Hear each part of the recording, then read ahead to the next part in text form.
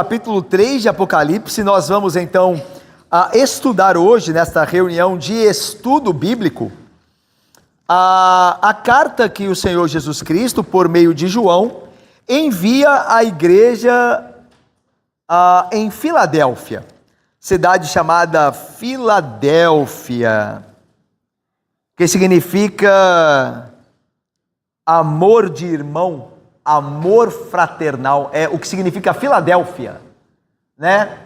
Filadélfia significa amor fraternal. É o filéo, né, que é o amigo, e delfós, né, que é o apreço, o amor, né? Filéo, delfós, Filadélfia. Irmãos, vamos então, eu farei a leitura aqui do texto, né? Então, Apocalipse 3, de 7 a 13, os irmãos acompanhem, e aí nós passamos ao nosso estudo dessa quinta-feira.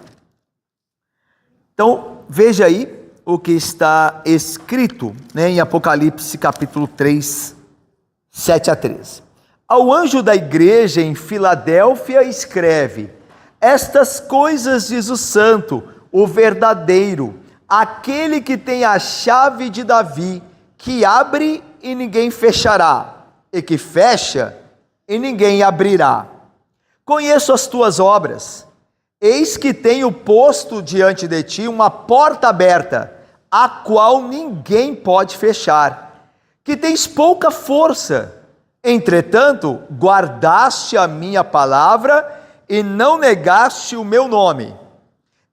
Eis farei que alguns dos que são da sinagoga de Satanás, desses que a si mesmos se declaram judeus e não são, mas mentem, eis que os farei vir e prostrar-se aos teus pés, e conhecer que eu chamei, porque guardaste a palavra da minha perseverança, também eu te guardarei da hora da provação que há de vir sobre o mundo inteiro, para experimentar os que habitam sobre a terra.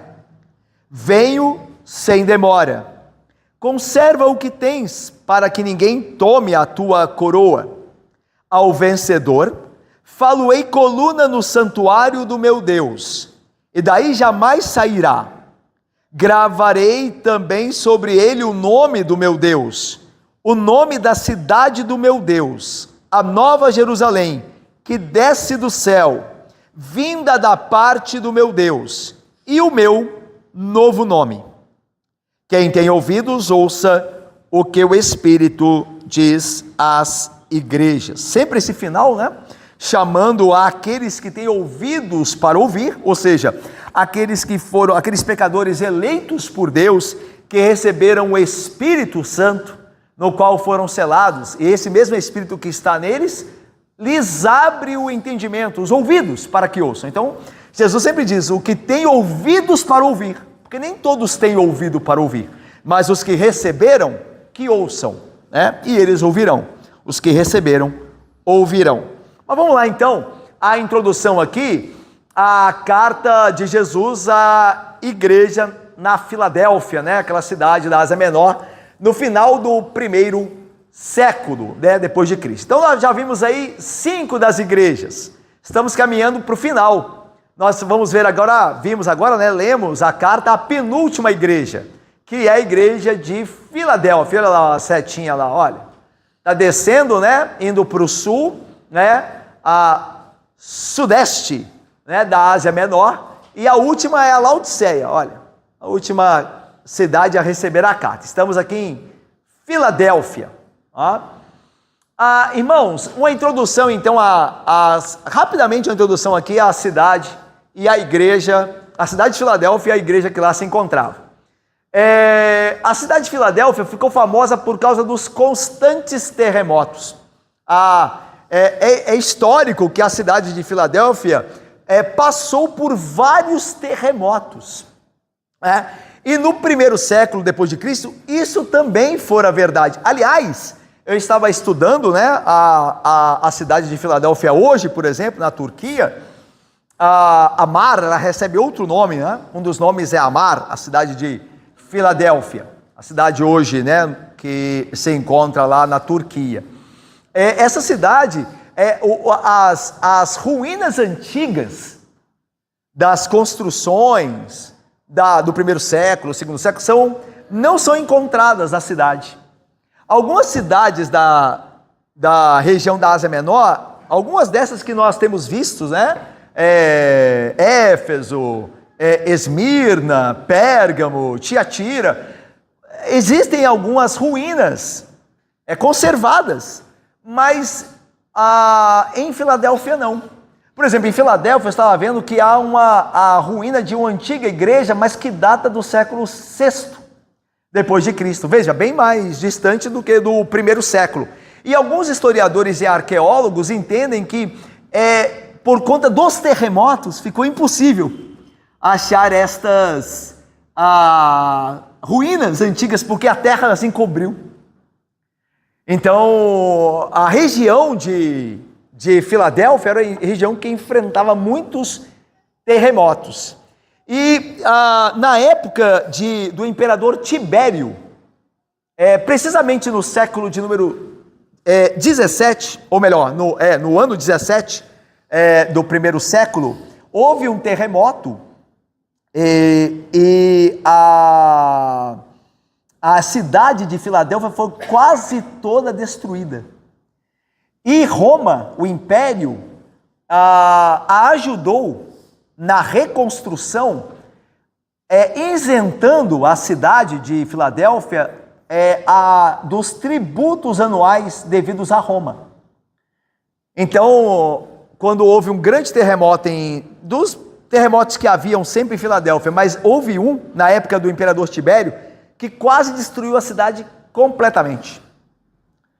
E Roma, querendo ajudar a cidade, a isentou dos tributos anuais para que ela pudesse usar aqueles tributos que seriam dedicados a Roma para reconstruir a cidade.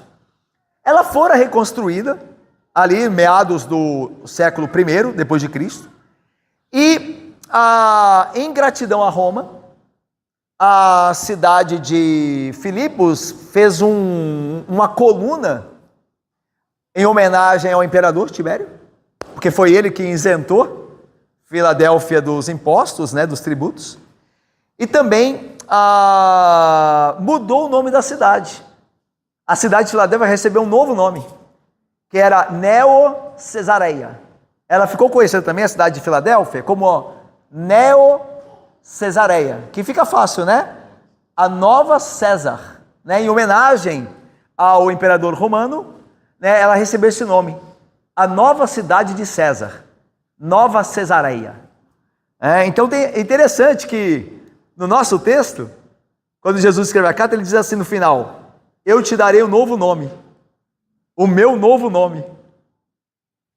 No final do texto diz assim: eu te farei coluna do santuário de Deus. Coluna dá o quê? Dá sustenta.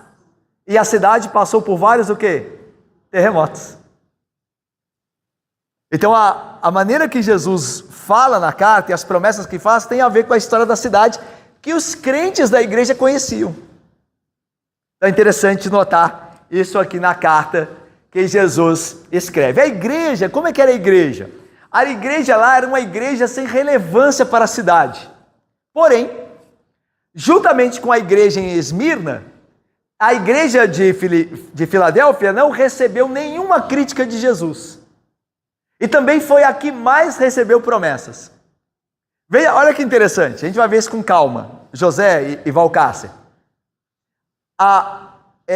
Bárbara e Diácono João Felipe. A cidade a igreja em Filadélfia junto com a igreja em Esmirna, as únicas duas igrejas que não receberam de Jesus crítica nenhuma. Ao mesmo tempo, era uma igreja que não tinha importância nenhuma na sociedade, ou seja, era totalmente desprezada. A gente vai ver, né, que era uma igreja pequena, tanto que Jesus vai dizer assim: vocês não têm força. Então é provável que fosse uma igreja pequena, que os membros da igreja não tinham influência na sociedade, não eram pessoas ricas, mas ao mesmo tempo era uma igreja fiel, uma igreja a quem Jesus não faz sequer uma crítica, e uma igreja que recebe, essa igreja de Filadélfia, que recebe maior número de promessas. Então olha só que contraste, né? Uma igreja pequena, uma igreja que a princípio não tinha relevância nenhuma na sociedade, na cidade em que estava, era uma igreja pequena e desprezada, mas aos olhos de Cristo, era uma igreja que o agradava, e uma igreja que recebeu muitas promessas boas e benditas. Então esse contraste é bem interessante. E é uma das nossas lições que nós vamos reforçar no final. É que uma igreja pode ser desprezada pelo mundo e muito amada por Jesus Cristo. Uma igreja pode ser fraca para o mundo, pequenininhas, pouca gente, mas pode ter a sua espiritualidade robusta. Interessante, né, o contraste? Porque geralmente a gente julga pelo que vê, né? A gente vê uma igreja grande, com muita gente, muito animada, a gente pensa que tudo lá é espiritual, né?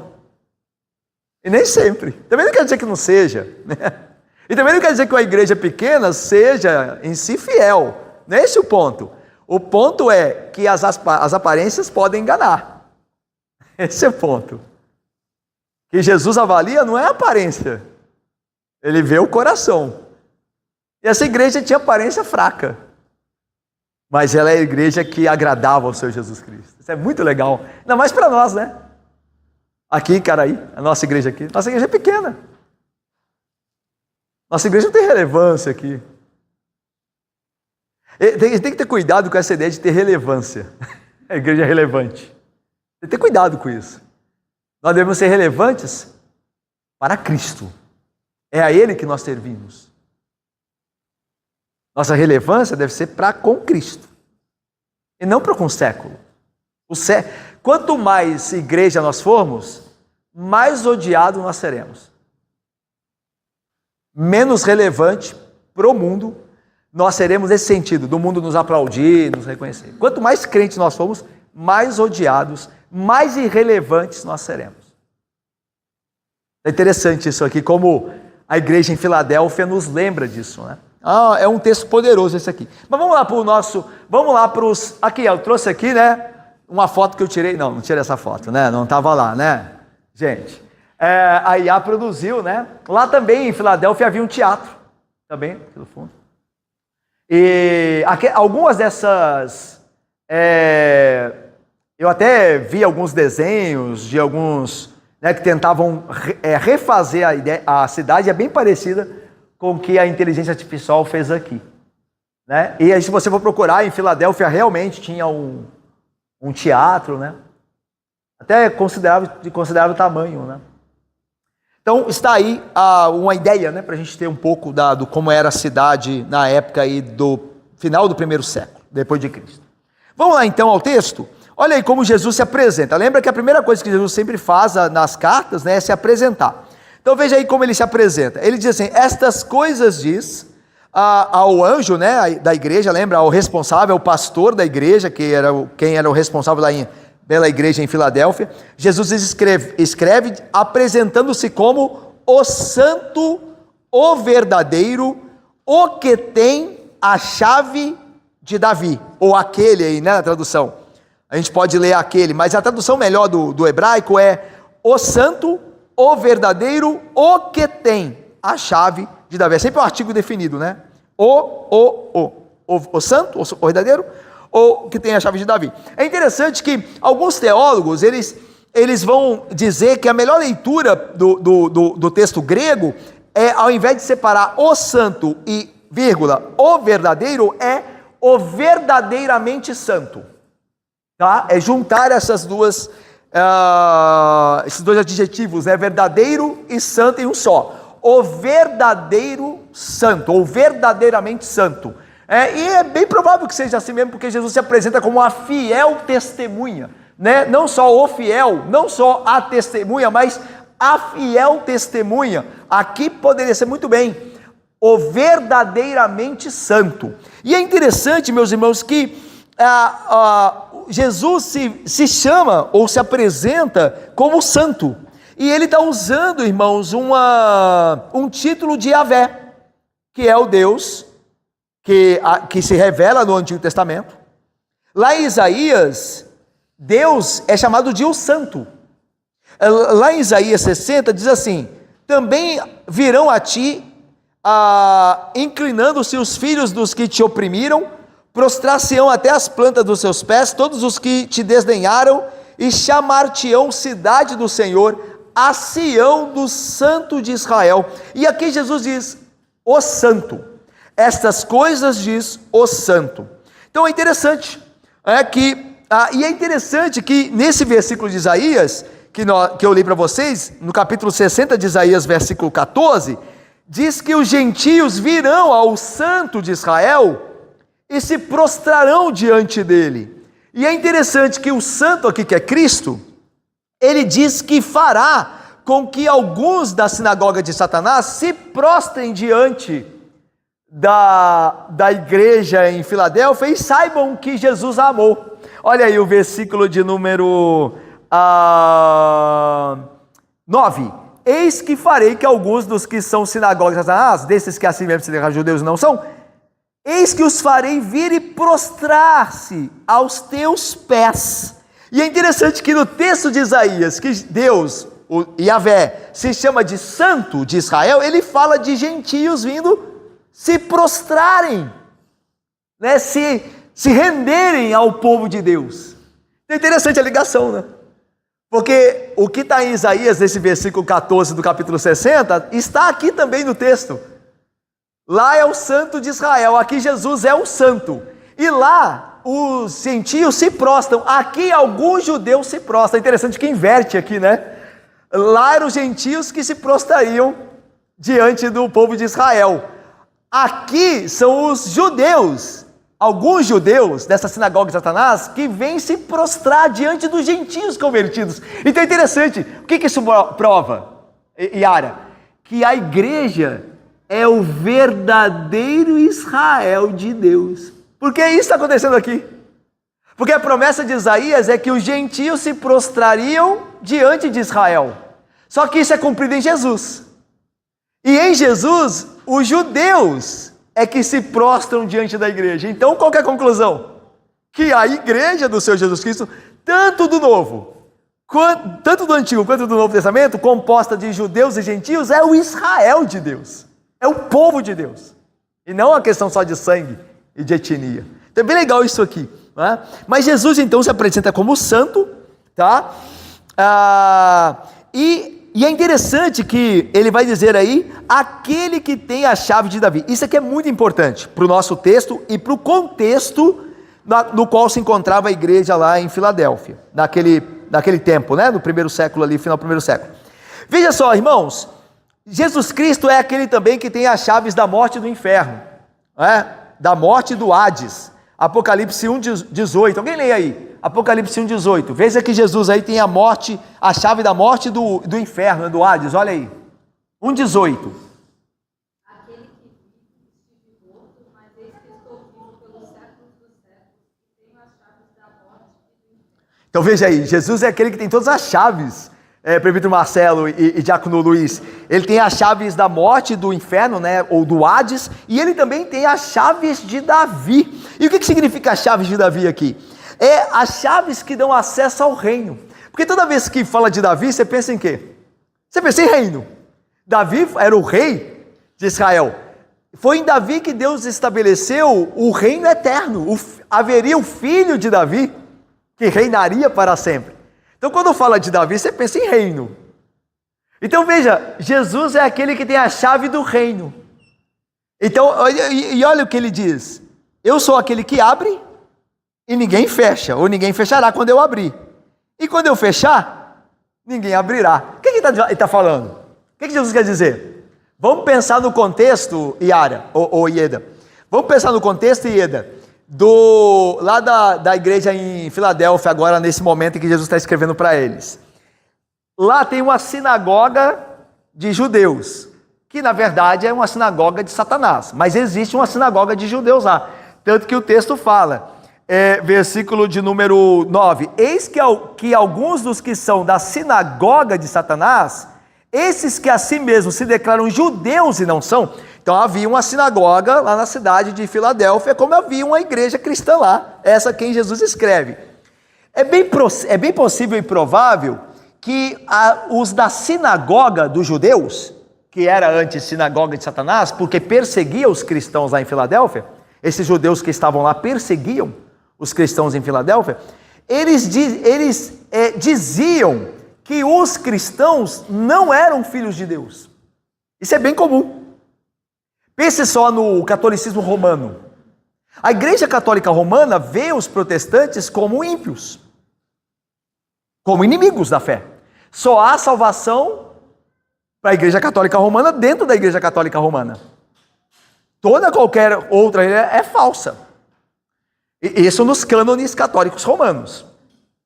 Então veja, não é o seu amigo católico, não estou falando dele, lá, o seu colega lá do trabalho, que é católico e diz que todo mundo está bom, que é amigo de evangelho. É isso, estou falando dos cânones, da fé católica romana. Só há salvação nela, na igreja romana. É a igreja de Cristo, é a igreja de Pedro. A Santa Igreja. Então, veja, eles olham para nós e dizem, vocês não são crentes. Da mesma forma, os judeus olhavam para os cristãos ali no primeiro século, aquela sinagoga em especial ali em Filadélfia, e olhavam para os cristãos e vocês não pertencem a Deus. Vocês estão fora do reino. Só que Jesus vai dizer à igreja, eu é que tenho a chave. Olha que maravilha.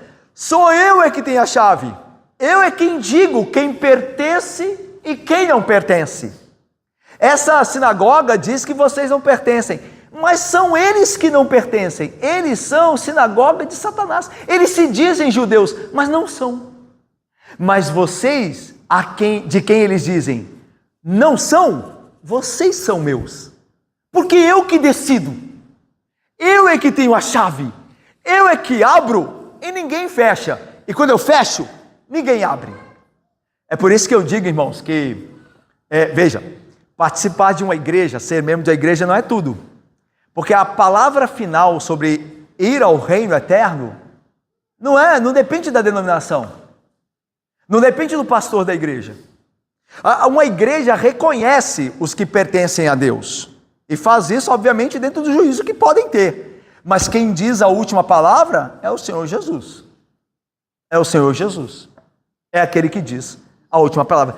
E é por isso que ele está dizendo, eu é que tenho a chave. É verdade que ele deu a chave a Pedro. Ele deu essa administração a Pedro. Mas Pedro administra como mordomo. A chave não é de Pedro. Ele apenas administra como mordomo. Ele é servo do grande cabeça da igreja. Da grande rocha, que mesmo Pedro diz, que é Cristo Jesus, e não ele. Então, a igreja aceita pessoas. A igreja recebe pessoas no seu rol. Mas se elas realmente pertencem ao reino, é Cristo que vai dizer. Então por isso que eu digo, alguém pode estar na igreja e ao mesmo tempo não pertencer. E pode ser que alguém atipicamente tenha passado a vida, atipicamente, porque não é o que ordinariamente acontece, mas atipicamente não tenha encontrado ou passado a vida na igreja, e no final da vida era um eleito, se arrepende e vai para o reino. Como é o caso do ladrão da cruz. O ladrão da cruz é isso. Ele não foi sequer batizado, mas ele pertencia a Cristo. E a palavra final foi de Cristo. Então meu ponto é esse, é você não ficar satisfeito só por estar na igreja. Estar na igreja é muito importante. E ordinariamente, todos aqueles que pertencem a Cristo, pertencem a uma igreja. Ordinariamente. Mas não se dê por satisfeito só de pertencer. Porque a palavra final é daquele que tem a chave. E o que tem a chave é Cristo. Certo? Então a ideia aqui é o seguinte.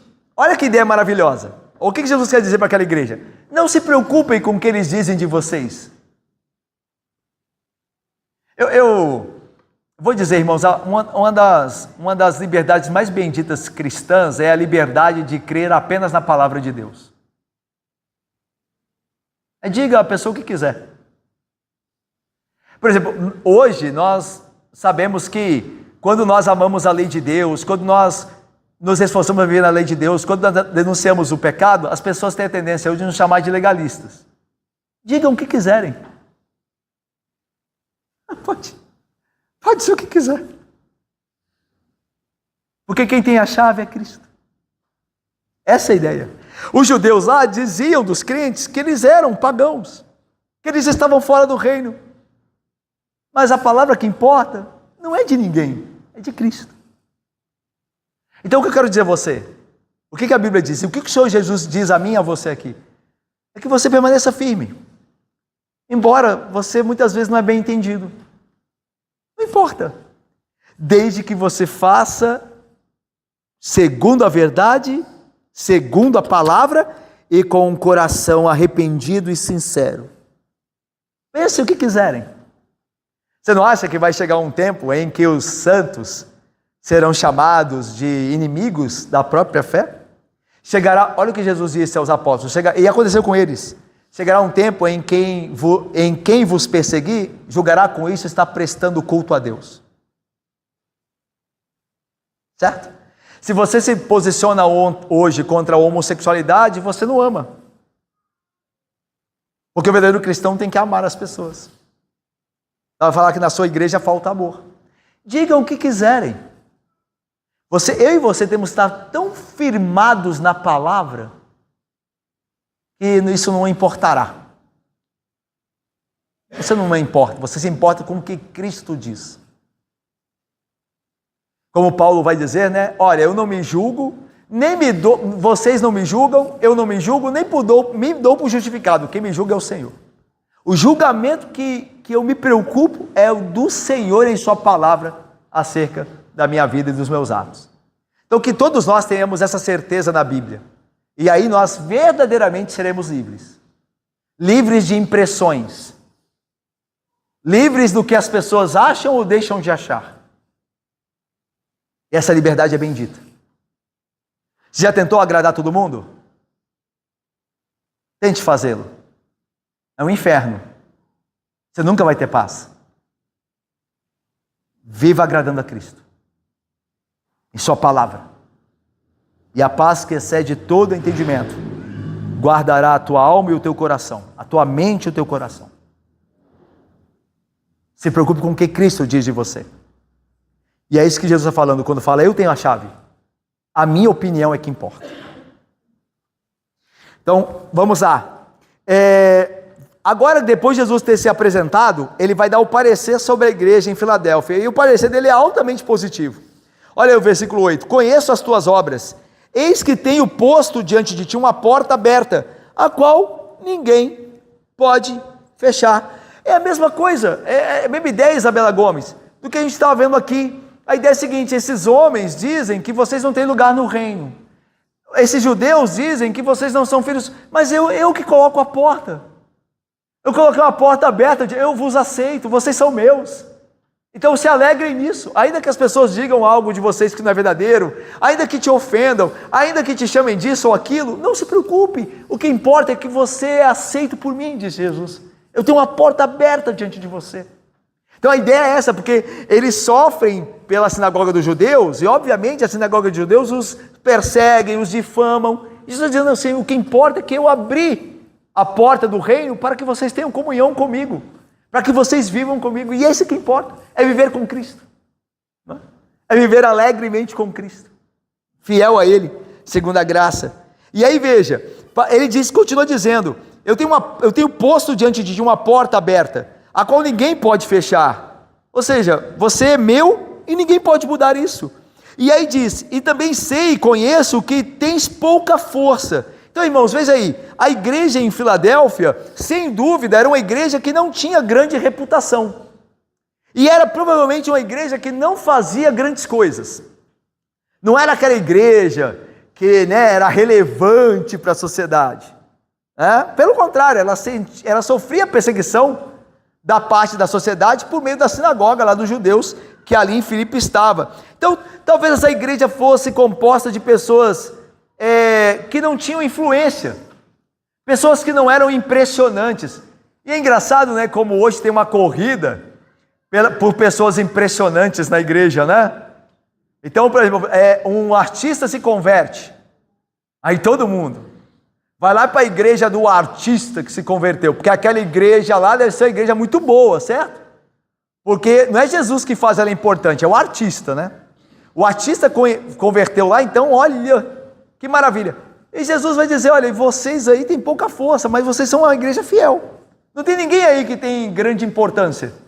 Não tem ninguém aí que tem grande relevo na sociedade e tal, mas vocês são a igreja fiel. É impressionante isso, como isso nos consola, né?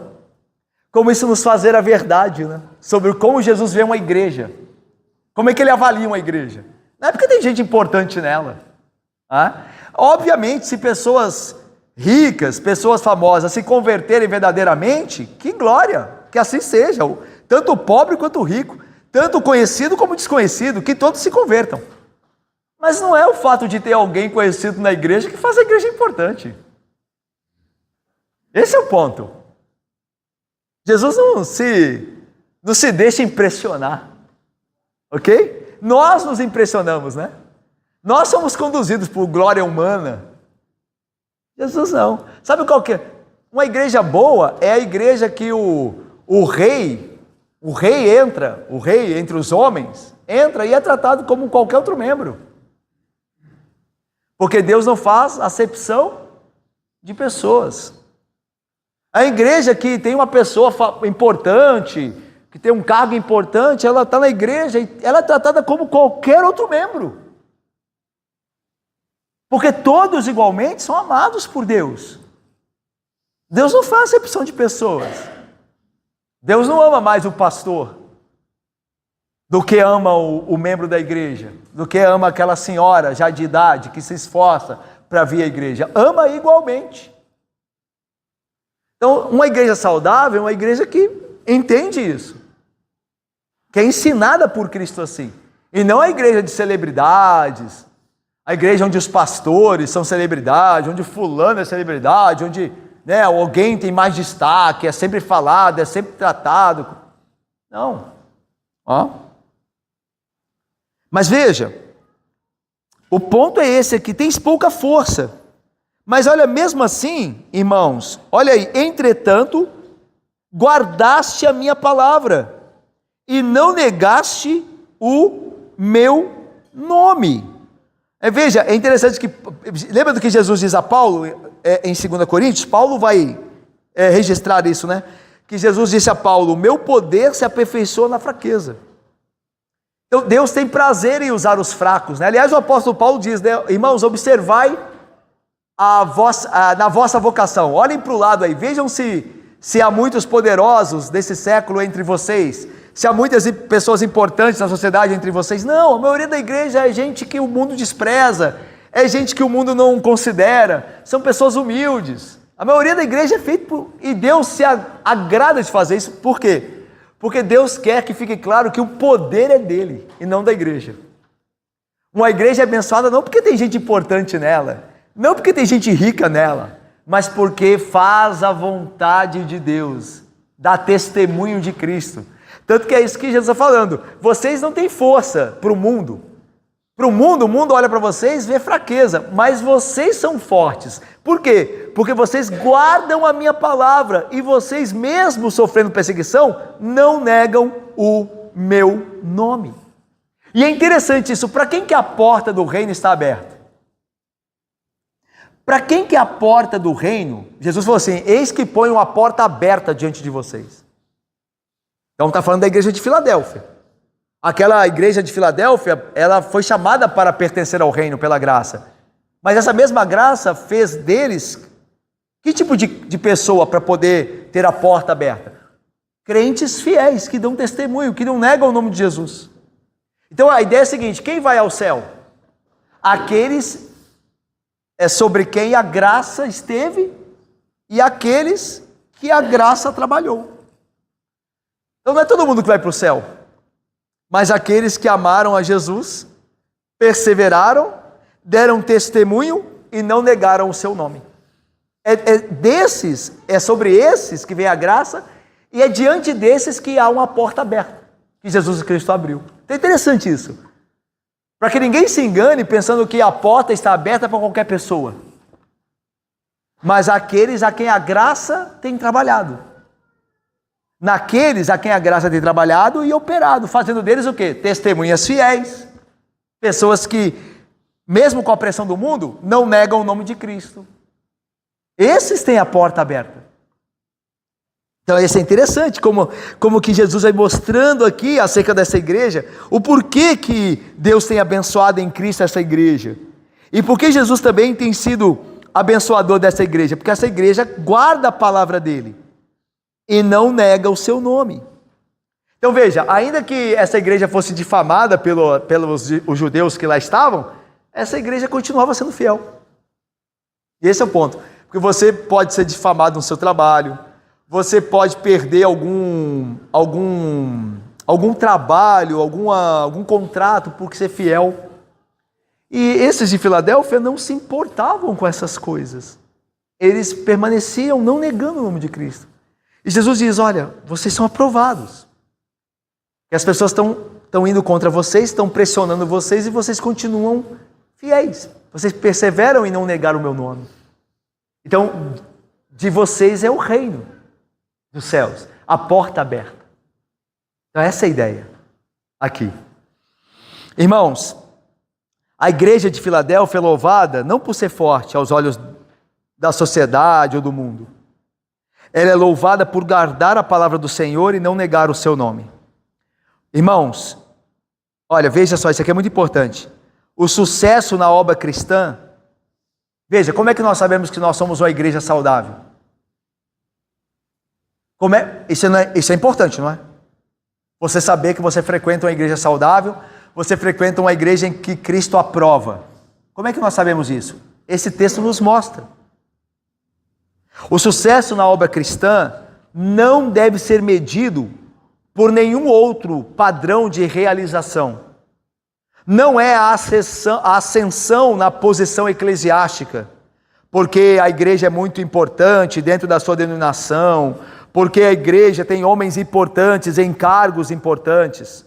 Não que isso seja ruim em si, nada contra, mas a bênção de Deus não está na igreja por conta disso.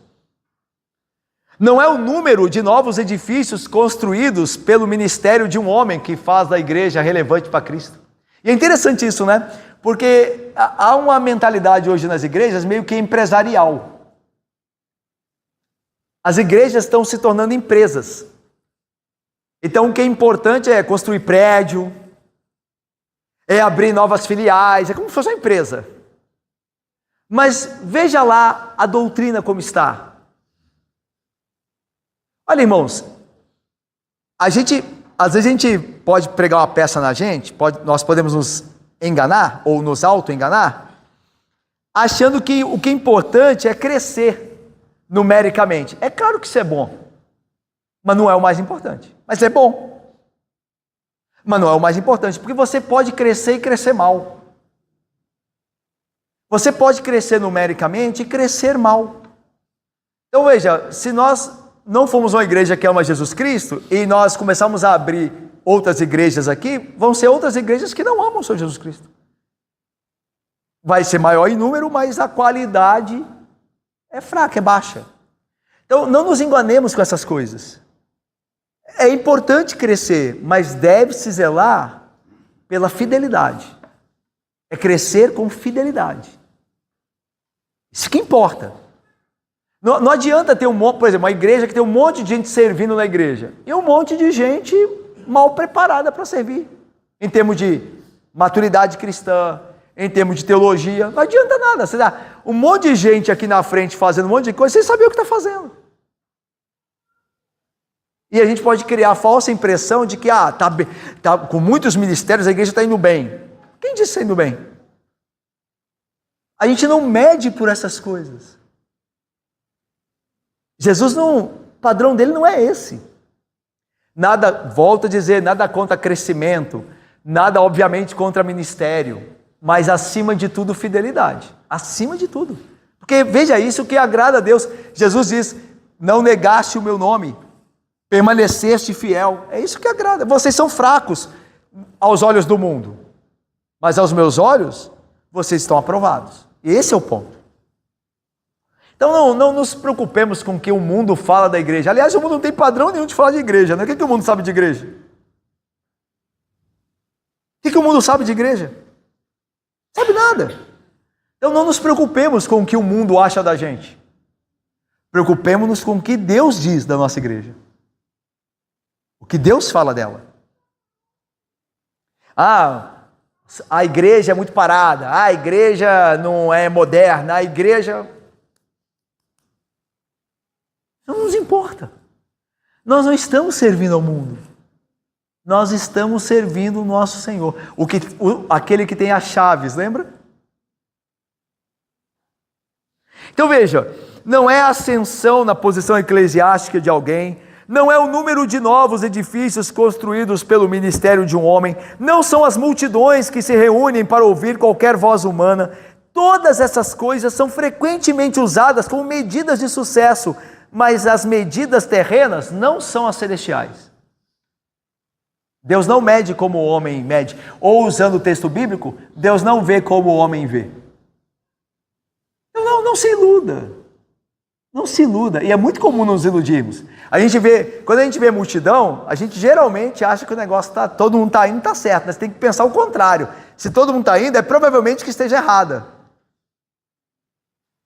Não quer dizer que esteja, mas é mais provável que esteja. Porque lembra? Largo e espaçoso é o caminho que conduz à perdição, e são muitos os que entram por ele. Apertado e estreito é o caminho que conduz à vida, e são poucos os que o acertam por ele. Então, baseado no que o Senhor Jesus Cristo diz, o que é mais provável? Que a multidão esteja certa ou errada? Baseado no que ele disse.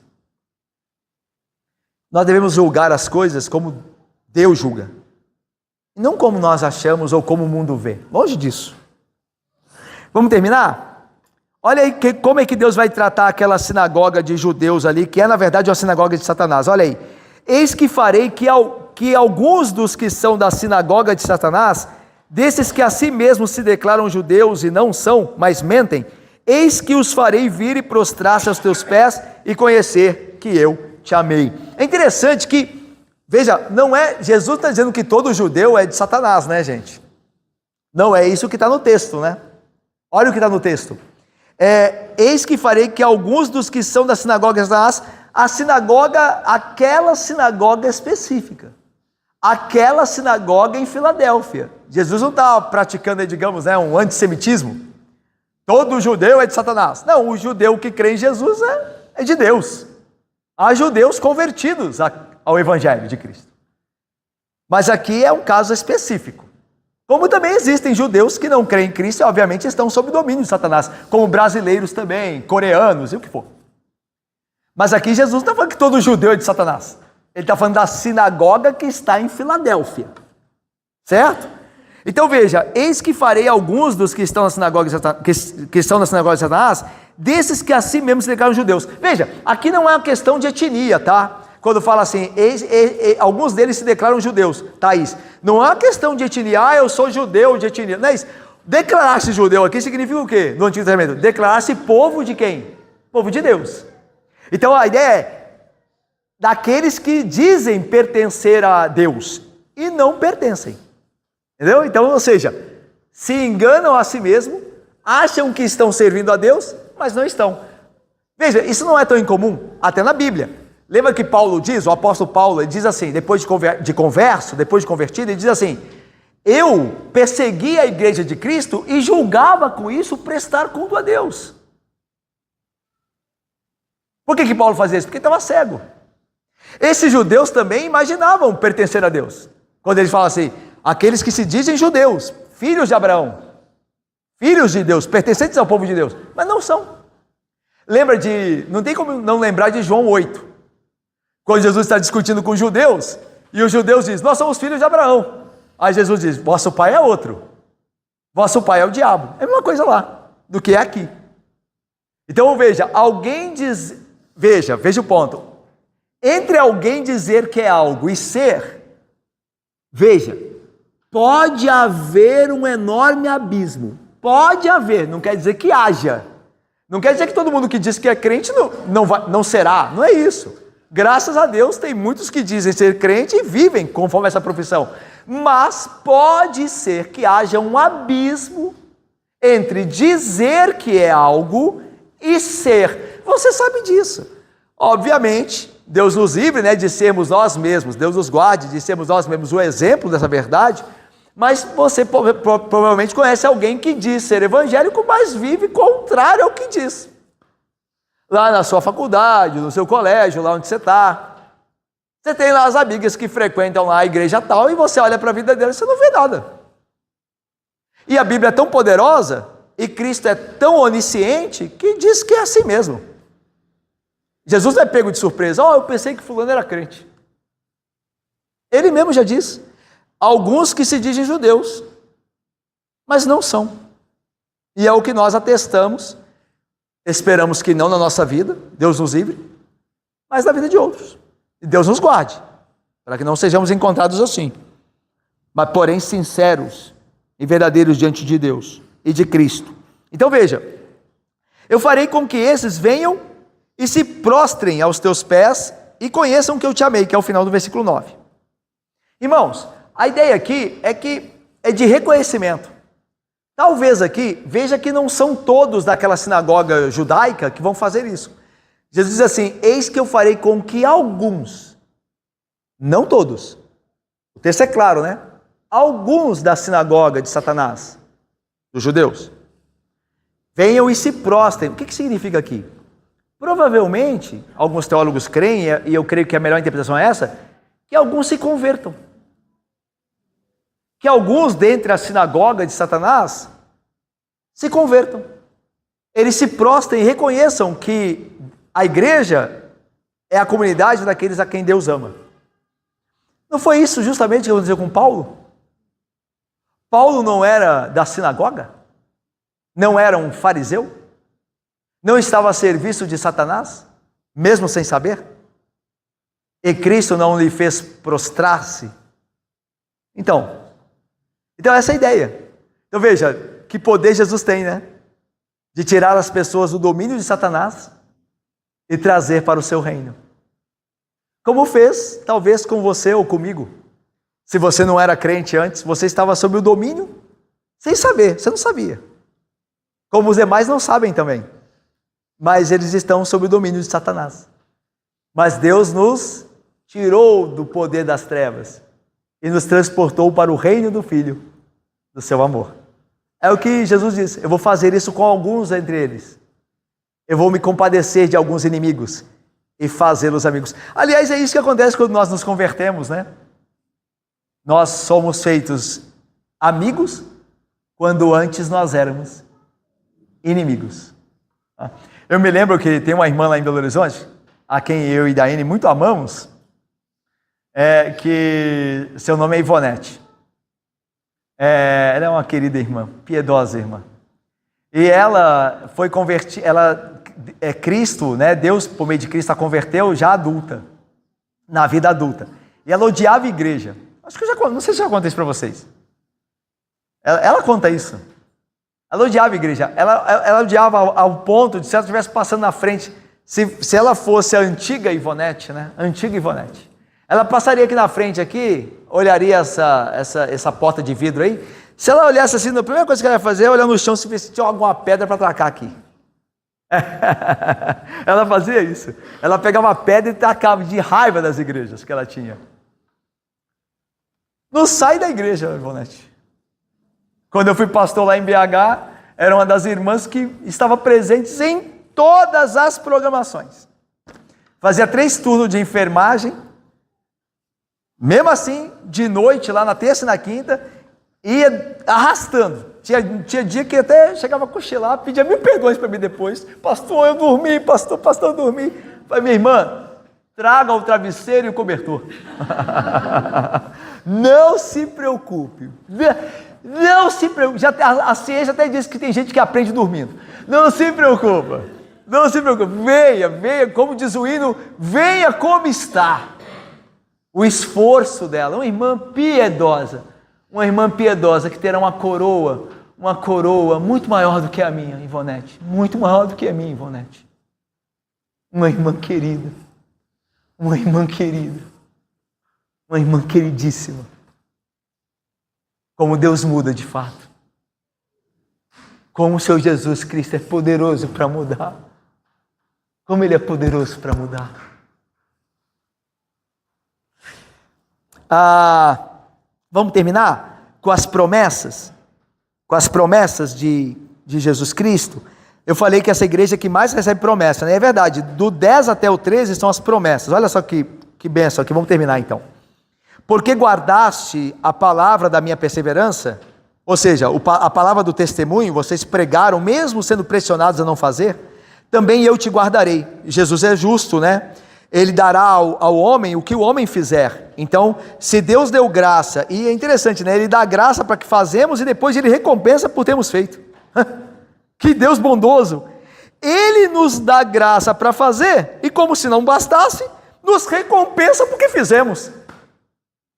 É infinitamente bondoso. Infinitamente bondoso. Porque vocês guardaram, eu também guardarei vocês da hora da provação que há de vir sobre o mundo inteiro, para experimentar os que habitam sobre a terra. A gente não sabe qual a natureza dessa provação, mas tem 3 aspectos delas aqui que Jesus revela que são importantes. Primeiro é a brevidade dela, porque fala assim: eu vos guardarei da hora, olha aí, da hora da provação. Não é um dia, não são semanas, não são meses. Às vezes Daniel fala de ano, né? O profeta não fala 2 anos, 3 anos e meio, não fala de anos. Aqui é hora, então qual que é a ideia? É brevidade, provação rápida. Segunda coisa que é importante aqui na natureza dessa provação, os alvos dela. Quais são os alvos da provação? Que há de vir sobre o mundo inteiro e para experimentar os que habitam sobre a terra. Irmãos, mundo inteiro, e mundo aqui em Apocalipse e terra são sinônimos em Apocalipse, tá? No contexto do livro de Apocalipse, são sinônimos para os ímpios. Quando Apocalipse fala daqueles que habitam na terra, geralmente está falando da massa não crente. Então veja, e é interessante isso, perceba, Jesus ia enviar, no contexto de Filadélfia, lá no final do primeiro século, uma provação rápida. Essa provação era para provar os ímpios, era em castigo dos ímpios, só que os crentes estão no meio disso. Deus não retira os crentes, vou retirar vocês e vou... Não, vocês estão aí. E aí vem a palavra final: eu vou guardar vocês. A contenção do mal que a provação trará, os crentes serão guardados no meio disso. Lembra do Egito? Que Deus julgou o Egito, mas na região onde estava o povo hebreu, Deus protegeu? É essa a ideia. A ideia é que nós estamos no meio do mundo, no mundo que odeia Deus, e Deus pune esse mundo, mas enquanto pune esse mundo, Ele vai nos guardar. Pense só como isso é prático, e olha como isso é abençoador. A gente, esse ano, né, tem eleição, né, da presidência da república e tudo mais, de governadores. Aí a gente não sabe o que vai ser, o que será, né? Mas Deus está falando assim, mesmo que eu use, como geralmente tem usado, né, maus governantes para punir um povo que não busca a minha pessoa, eu vou guardar vocês mesmo nessa situação. O pão de vocês de cada dia, eu vos darei, porque eu sou o sustento de vocês. A vida de vocês não depende de um governante, a vida de vocês depende de mim. Quantas vezes a igreja enfrentou flagelos ao redor dela e ela cresceu? Pense na pandemia. No tempo que eu estou aqui na igreja, a pandemia foi o tempo que mais crescemos. E quando nós tínhamos tudo para não crescer. Foi o período que nós mais crescemos, 21, 20, 21, 22. Quando geralmente nós achamos, vamos ter que fechar a igreja e agora, então. Porque é Cristo que nos sustenta. Não é circunstância, é Cristo. E por isso ele diz, eu vou provar a terra, e eu vou provar os ímpios, mas no meio da provação, e vocês estarão lá, eu vou guardar vocês. Terminando, venho sem demora. A ideia de sem demora aqui é venho repentinamente, tá? Venho brevemente, sem que esperem. Conserva o que tens, para que ninguém tome a tua coroa. É interessante que essa ideia, assim, mas alguém pode pensar, mas então quer dizer que a coroa do crente, o crente pode perder a coroa? Não é isso. Lembre-se sempre, Deus escolhe não só os fins, Deus escolhe também os meios, pelos quais os fins serão alcançados. Ele nos elegeu para a vida e ninguém perde a salvação. Só que Ele escolheu os meios para nós não perdermos a salvação. Perseverança. Então todo aquele que Deus elegeu para a vida, perseverará.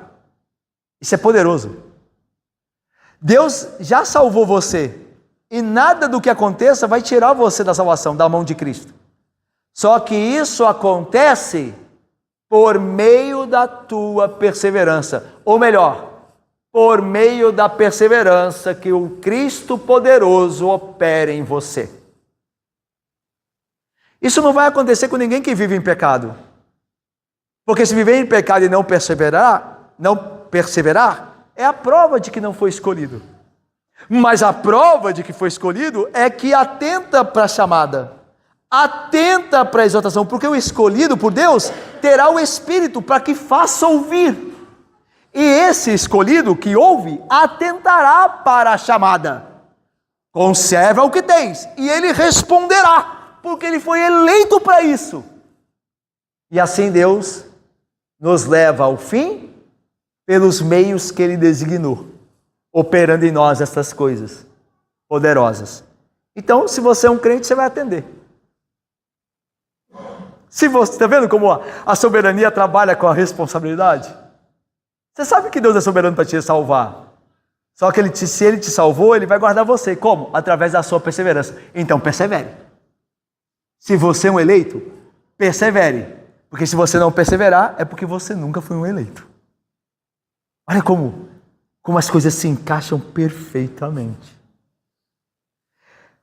Ao vencedor falo-ei coluna no santuário do meu Deus, e daí jamais sairá. Vou terminar então. Gravarei ele sobre ele o nome do meu Deus, o nome da cidade do meu Deus, e a nova Jerusalém, que desce do céu, vinda da parte de Deus, e o meu novo nome. Quem tem ouvidos, ouça o que o Espírito diz às igrejas. Essa parte final é muito bonita, eu termino com ela.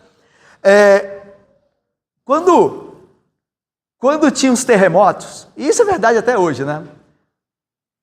Lá em Filadélfia, quando os terremotos assolavam a cidade, as pessoas, como em qualquer outro lugar, saíam correndo. Iam para outra região. Tinham que se mudar, senão morriam ali. Então, não só os cidadãos de Filadélfia, como também os crentes que lá estavam, não tinham segurança naquele local. Eles tinham que toda hora ficarem se mudando, tinham que sair repetidamente correndo, ir para longe, para fora. E a promessa de Cristo de dar-lhes um lugar no tabernáculo, da onde eles não sairiam, tem todo o significado. Porque a nossa vida aqui agora é uma vida de imprevistos. Você não sabe o que acontecer, mas no final você sabe. E é o final que importa. Você não sabe se vai ficar aqui em Caraí, se você vai mudar. Você não sabe se eu e também você não sabemos se vamos ficar mais pobre ou mais rico. Você não sabe se vai ter uma doença ou não vai ter. Mas não importa. O importa é que no final você será feito coluna. E de lá do tabernáculo de Deus você jamais sairá. Então Jesus Cristo diz: eu sou a única segurança de vocês, na vida e além dela. Por isso se agarre em mim, conserve o que vocês têm, porque é o que importa. E por fim, a ideia de nome, né? A cidade foi dada um novo nome, né? E Jesus usa isso, dizendo: olha, eu darei a vocês um novo nome. Só que o meu novo nome é muito maior do que o nome dessa cidade, que hoje nem mais existe, né? Não existe Neo-Cesareia. Mas o nome cristão existe até hoje. Qual é a glória da Neo-Cesareia? Mas a glória de Cristo permanece. E a ideia aqui de dar nome é chamar a comunhão. O nome aponta para a pessoa. Quem conhece o nome tem uma relação especial com a pessoa. E essa é a ideia. Eu vou dar o meu nome a vocês, o nome do meu Deus, e o nome da nova cidade, da nova Jerusalém. Irmãos, aprendemos que Cristo é o Senhor da igreja, Ele tem as chaves do reino. Aprendemos que uma igreja pode ser desprezada pelo mundo, mas aprovada por Cristo. Aprendemos que a força de uma igreja consiste em ser fiel ao testemunho de Cristo Jesus. E aprendemos que Cristo nos guarda no mundo, nos recebe em sua comunhão e nos dá o seu reino eterno. Então que Deus nos abençoe. Amém, irmãos.